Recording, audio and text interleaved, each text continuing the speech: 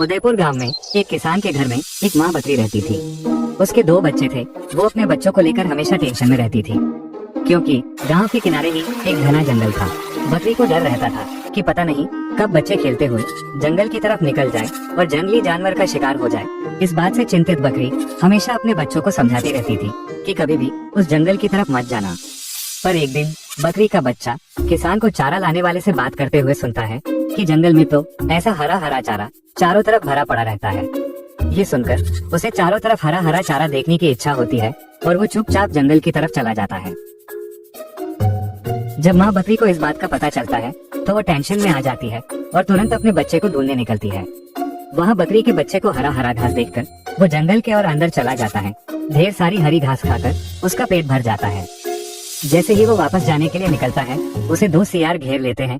ये देखते ही बकरी का बच्चा डर जाता है और जोर जोर से मिमियाने लगता है। ये देखकर दोनों सियार हंसने लगते हैं और एक सियार बोलता है, वाह क्या ताजा ताजा माल है, इसे खाकर तो आज दावत उड़ाएंगे। उसे पकड़ने के लिए दोनों आगे बढ़ते हैं। तभी बकरी के बच्चे की माँ भी उसे ढूंढते ढूंढते वहाँ पहुँच जाती है। अरे ये क्या, एक पे एक फ्री। लगता है आज ऊपर वाला हम पे कुछ ज्यादा ही मेहरबान है। बस बस, ज्यादा खुश होने की जरूरत नहीं है, वरना शेर राजा आकर तुम दोनों को खा जाएंगे। शेर राजा? पर क्यों? शेर राजा ने ही हमें यहाँ रुकने के लिए कहा है। वो हमारा शिकार करना चाहते हैं। अगर उन्हें पता चल गया ना कि तुमने हमें खा लिया तो वो तुम्हें जिंदा नहीं छोड़ेंगे। पर शेर राजा को पता कैसे चलेगा कि तुम्हें हमने खाया? तुम क्या शेर राजा को मूर्ख समझते हो? वो देखो, हाथी राजा हम पे नजर रखने के लिए उन्हें कहा गया है। फिर भी तुम चाहो तो हमें खा सकते हो, पर उसके बाद तुम दोनों की खैर नहीं, सोच लो। ये सुनकर दोनों सियार टेंशन में आ जाते हैं। मुझे लगता है कि ये बकरी सच कह रही है। शेर के मुंह से निवाला छीनना मतलब खुद उसका निवाला बनना है। चलो भागो यहाँ से। और ये कहकर वो दोनों वहाँ से भाग जाते हैं। बकरी माँ भी अपने छोटे बच्चे को लेकर वहाँ से जाने लगती है कि तभी कुछ दूर जाने के बाद सामने से शेर आ जाता है। शेर को देख के छोटा बकरी का बच्चा डर जाता है। बकरी को देखते ही शेर दहाड़ता हुआ बकरी की ओर बढ़ता है। बकरी माँ बोलती है, रुकिए शेर महाराज, वरना शेरनी को गुस्सा आ जाएगा। कहा है शेरनी, तुम बकरी अपने आप को शेरनी समझ रही हो? नहीं, मैं आपकी शेरनी की बात कर रही हूँ। आप क्या समझे, मैं इस जंगल में पिकनिक मनाने आई हूँ। नहीं, मुझे शेरनी ने पकड़ लिया था और कहा था जब तक मैं ना आ जाऊँ तब तक यही रुकना। आज मैं अपने शेर महाराज के लिए ताजा ताजा भोजन लेके जाऊंगी। लेकिन मैं कैसे मान लूं? मत मानो, फिर बाद में आपको आपके शेरनी के गुस्से का शिकार होना पड़ेगा। तब मुझे मत कहना कि पहले क्यों नहीं बताया। हाँ, तुम सही कह रही हो। शेरनी से पंगा कौन लेगा, मैं ही चला जाता हूँ। खैर, बाद में शेरनी तुम दोनों को मेरे पास ही तो लाएगी। और ऐसा कहकर शेर वहाँ से दूर जंगल में चला जाता है। उसके जाते ही बकरी अपने बच्चे के साथ गांव की दिशा की ओर निकल जाती है और अपनी और अपने बच्चे की जान बचा लेती है। एक बार की बात है, एक दिन साधु महाराज जंगल की ओर जा रहे थे। चलते चलते वो रास्ता भटक जाते हैं। हे भगवान, मैं कहाँ आ गया हूँ? बाहर जाने का कोई रास्ता नजर ही नहीं आ रहा है। भूख और प्यास भी बहुत तेज की लगी है। हे साधु महाराज, मुझे बचाइए, मुझे इस पिंजरे से बाहर निकालिए महाराज। ये कैसी आवाज है? कोई मुझे आवाज दे रहा है। साधु महाराज ने देखा तो एक शेर पिंजरे में बंद था। हे साधु महाराज, मेरी मदद करो, इस पिंजरे से आजाद करो महाराज। साधु लोग तो लोगों की भलाई के लिए अपना जीवन न्योछावर कर देते हैं। इस पिंजरे से मुझे आजाद करके मुझे बचाइए। शेर के ऐसे निवेदन भरे बातों को सुनकर उस साधु को शेर पर दया आ गई और साधु ने उस पिंजरे का दरवाजा खोल दिया और शेर आजाद हो गया। धन्यवाद साधु बाबा, आपने मुझे तो बचा लिया, पर आपको मुझसे कौन बचाएगा? क्या मतलब? तुम कहना क्या चाहते हो? इतना भोले भी मत बनो साधु, मेरा चरित्र और व्यवहार तो तुम जानते हो। मैं जंगल का राजा शेर हूँ, मुझे जोरों की भूख लगी है। मैं तुम्हें खाकर अपना भूख शांत करूंगा। हे सिंह, मैंने तेरी जीवन की रक्षा की है और तू ये भूल रहा है। जीवन रक्षा करने वाला जीवन दाता के समान होता है। अतः तुमने तुम्हारे जीवन का दान किया है। अगर तुमने मुझे आहार बनाया तो तुम्हें बड़ा भयंकर पाप लगेगा। अरे साधु महाराज, आपको ये पता नहीं है, पाप और पुण्य केवल इंसानों को ही होता है। मैं तो जानवर हूँ, जानवरों को न ही पाप लगता है और न ही पुण्य। अब तुम मरने के लिए तैयार हो जाओ। हे सिंह, थोड़ा रुक जाओ। मुझे तो अपनी मौत का जरा सा भी डर नहीं है, लेकिन मैं इस बात के लिए 3 लोगों का राय जानना चाहता हूँ। अगर तीनों लोगों का राय तेरे पक्ष में हुआ तो तुम मुझे खा लेना।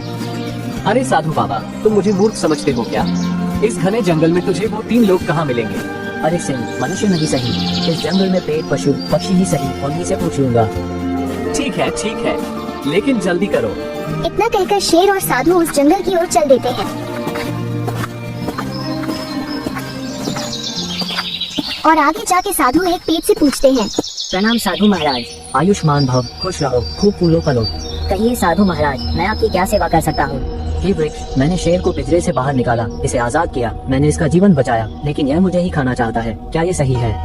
हाँ, यह सही है, क्योंकि संसार में भलाई ही नहीं है। मैं अपनी छाया का कितना उपकार करता हूँ। सब आकर मेरी छाया में विश्राम करते हैं, धूप से बचने के लिए मेरी छाया में आनंद लेते हैं, शीतल हवा देता हूँ, फल देता हूँ, लेकिन लोग मुझ पर ही पत्थर फेंकते हैं, मेरी टहनियों को शाखाओं को काट ले जाते हैं, यहाँ तक कि मुझे जरूरत पड़ने पर मुझे जड़ सहित काट ले जाते हैं। अगर आपने इस शेर पर अच्छाई दिखाई है, ये जानते हुए भी कि ये एक हिंसक जानवर है, तब भी आपने इसे आजाद किया, अगर यह आपको खा भी जाए तो ये सही है। देखा साधु, मैं सही कह रहा था। ठीक है सिंह, चलो किसी दूसरे से पूछ लेता हूँ। इतना कहकर वो दोनों आगे बढ़ते हैं। अरे वो देखो, उस तोते से पूछते हैं। प्रणाम साधु महाराज, कहिए इस शेर के साथ इस जंगल में कहाँ भटक रहे हैं? बड़ी भूल हो गई है पक्षी, मैंने इस शेर को पिंजरे से आजाद किया, मैंने इसका जीवन बचाया और अब ये मुझे ही मारना चाहता है। अब तुम ही बताओ, क्या ये सही है? साधु बाबा, जो आपने किया बहुत गलत किया। मैं भी तो एक साधारण पक्षी हूँ, लेकिन केवल मनोरंजन के लिए लोग मुझे पकड़कर कैद कर देते हैं। मेरा पूरा जीवन छोटे से पिंजरे में बीत जाता है, और तो और उन्हीं की भाषा बोलने के लिए तीखी मिर्च खिलाते हैं। मेरी स्वतंत्रता मुझसे वो लोग छीन लेते हैं। इस दुनिया में स्वार्थ के अलावा कुछ भी नहीं है। ये दुनिया मतलबी है। ये शेर जो भी कर रहा है वो ठीक ही कर रहा है। देखा, मैं ठीक ही तुम्हारे साथ कर रहा हूँ। अब मरने के लिए तैयार हो जाओ। नहीं नहीं सिमराज, अभी तो 2 ही लोगों से पूछा हूँ। वो देखो, वहाँ गौ माता खड़ी हुई है, चलो उन्हीं से पूछ लेता हूँ। हे गौ माता, मैंने इस सिंह को पिंजरे से आजाद किया है, मैंने इसकी जीवन की रक्षा की और ये धोखेबाज सिंह मुझे ही मार कर खाना चाहता है। अब बताओ माता, क्या ये सही है? हे तपस्वी, मुझे तो यकीन ही नहीं हो रहा है कि जंगल का राजा छोटे से पिंजरे में कैसे कैद हो गए। मुझे तो हंसी भी आ रही है। अरे मूर्ख गाय, तू मुझ पर हंस रही है। हे सिंह राजा, मैं आप पर नहीं हंस रही हूँ। मुझे इस बात पर हंसी आ रही है कि आप आखिरकार पिंजरे में कैसे कैद हो गए। क्या इस साधु की बात सच है? हाँ, ये साधु सही कह रहा है। लेकिन महाराज, मुझे तो बातों पर यकीन ही नहीं हो रहा है। अरे गाय, तू मेरा अपमान कर रही है। इसका अंजाम बहुत बुरा हो सकता है। कहीं मैं साधु को छोड़कर तुझे ही न खा जाऊं।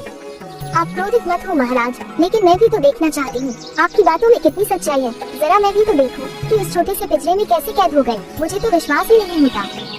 अगर तुझे विश्वास नहीं होता तो चल, मैं तुझे दिखाता हूँ कि मैं उस पिंजरे में कैसे कैद हुआ था। इतना कहकर वो तीनों उसी जगह पर पहुंच गए जहां शेर पहले पिंजरे में कैद था। फिर शेर ने कहा, देख, मैं तुझे दिखाता हूँ कि मैं इस पिंजरे में कैसे कैद था। इतना कहकर वो शेर पिंजरे में चला गया। तभी गाय ने साधु को इशारा किया कि साधु पिंजरे का दरवाजा बंद कर दे। तब साधु ने पिंजरे का दरवाजा बंद कर दिया। इस तरह मूर्ख शेर अपनी बातों में ही फंस गया। अरे ये क्या कर रहे हो? दरवाजा खोलो, मुझे बाहर निकालो, मैं तुम्हें नहीं खाऊंगा। अरे मूर्ख, अब तू इसी पिंजरे में ही कैद रह, तू इसी के लायक है। हे गौ माता, आपके कारण मेरी जान बच गई, नहीं तो ये शेर मुझे मार ही डालता। साधु के ऐसा कहने पर गाय ने कहा, साधु महाराज, दुष्ट अधर्मी दुराचार पर कभी भी विश्वास नहीं करना चाहिए, क्योंकि दुष्ट का स्वभाव ही है दुष्टता करना। सांप को चाहे जितने भी दूध पिलाओ, लेकिन मौका मिलते ही वह जरूर डसता है। दूध पीने से भी उसका जहर कम नहीं होता। इसी तरह दुष्ट लोग भी होते हैं। दुष्टता करना उनके व्यवहार में होता है, इसलिए दुष्ट दुराचारी लोगों को कभी भी माफ नहीं करना चाहिए। कभी कभी दया ही दुख का कारण बन जाता है, लेकिन ये बात दुष्ट लोगों पर लागू होती है। बुरे लोगों पर कभी भी दया नहीं करना चाहिए। धन्यवाद गौ माता, आप धन्य हो, आपकी जय हो। दोस्तों, अगर आपको यह वीडियो अच्छी लगी तो वीडियो को एक लाइक करें और हमारे चैनल को सब्सक्राइब करें इसी की और वीडियो देखने के लिए।